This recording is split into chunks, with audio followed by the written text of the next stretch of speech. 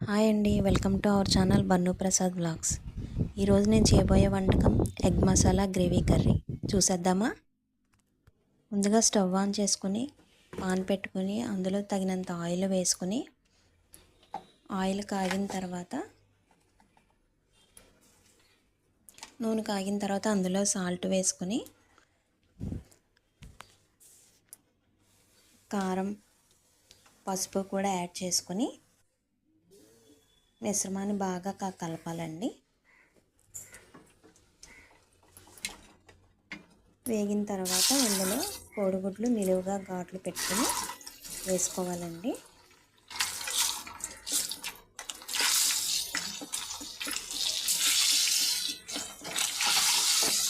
ఘాట్లు నేను చూపించిన విధంగా పెట్టుకోండి, అంటే లోపలకంతా ఇంటుతుంది కర్రీ కానీ గ్రేవీ టేస్ట్ కానీ. అలా ఘాట్లు పెట్టుకుంటే మనం వేపేటప్పుడు కూడా పేలకుండా ఉంటాయండి గుడ్లు. దోరగా వేయించాలండి, మరీ ఎక్కువ క్రిస్పీగా కూడా అక్కర్లేదు, దోరగా వేయించుకోవాలి. వేగిన తర్వాత స్టవ్ ఆఫ్ చేసి పక్కన పెట్టుకోవాలండి.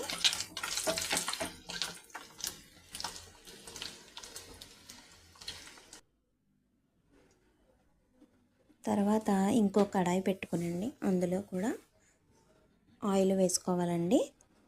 ఇందులో తక్కువ వేసుకుంటే సరిపోతుంది. ఆయిల్ వేసుకున్నాక 4 పచ్చిమిర్చి అండి కట్ చేసుకొని వేసుకోవాలి. తర్వాత మీడియం సైజు ఉల్లిపాయలు అండి, 2 ఉల్లిపాయలు వేసుకొని పొడవుగా కట్ చేసుకొని దోరగా వేయించుకోవాలండి. మరీ డీప్ ఫ్రై కూడా అవ్వాల్సిన అవసరం లేదండి, వేయించుకోవాలి.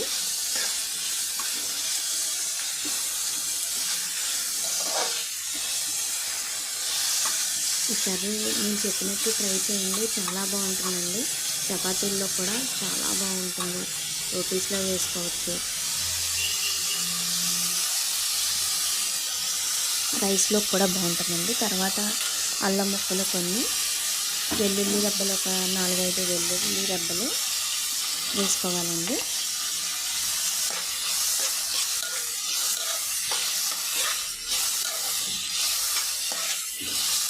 వేసుకుని బాగా కలుపుకోవాలండి. అల్లం వెల్లుల్లి ముక్కలు కొంచెం పచ్చివాసన పోయే వరకు వేయించుకోవాలి.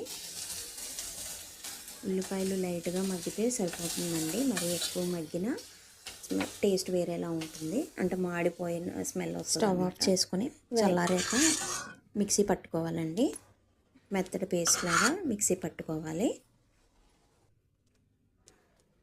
పక్కన పెట్టి స్టవ్ ఆన్ చేసుకుని అదే కడాయిలో కొద్దిగా ఆయిల్ వేసుకోవాలండి. ఆయిల్ వేసుకుని బిర్యానీ మసాలా సామాన్లు వేసుకోవాలండి. బిర్యానీ మసాలా సామాన్లు వేసుకొని బాగా కలుపుకోవాలండి. కలుపుకున్న తర్వాత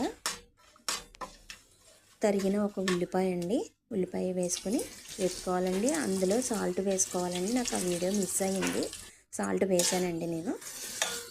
తగినంత సాల్ట్ వేసుకొని ఇందాక పేస్ట్ చేసి పెట్టుకున్న ఉల్లిపాయ పేస్టు పచ్చిమిర్చి పేస్టు వేసుకోవాలండి. వేసుకొని ఒకసారి కలుపుకొని అందులో గరం మసాలా కొద్దిగా అండి,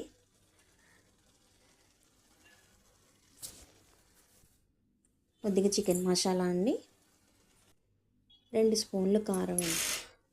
మీకు కారం కావాలి అనుకుంటే ఇంకో స్పూన్ యాడ్ చేసుకోవచ్చు, ఎక్కువ తినేవాళ్ళు. స్పైసీగా తినాలి అనుకుంటే ఎక్కువ యాడ్ చేసుకోవాలండి. అది బాగా కలుపుకోవాలండి. బాగా కలుపుకొని వేపుతూ ఉండాలండి. అది కడాయికి వదిలేస్తూ ఉండాలండి గ్రేవీ. అప్పటి వరకు కలుపుకొని, చూసారా ఎలా వదిలి ఉందో, అందులో ఇప్పుడు ఉడికించి పక్కన పెట్టుకున్న గుడ్లు వేసుకోవాలండి. ఆయిల్ ఏమన్నా ఉంటే ఆ ఆయిల్ కూడా వేసేసుకోవచ్చండి. అందులో ఆల్రెడీ అందులో కారం అవన్నీ ఉన్నాయి కాబట్టి కూర ఇంకా టేస్టీగా ఉంటుందండి. ఇప్పుడు అందులో కొద్దిగా వాటర్ వేసుకోవాలండి.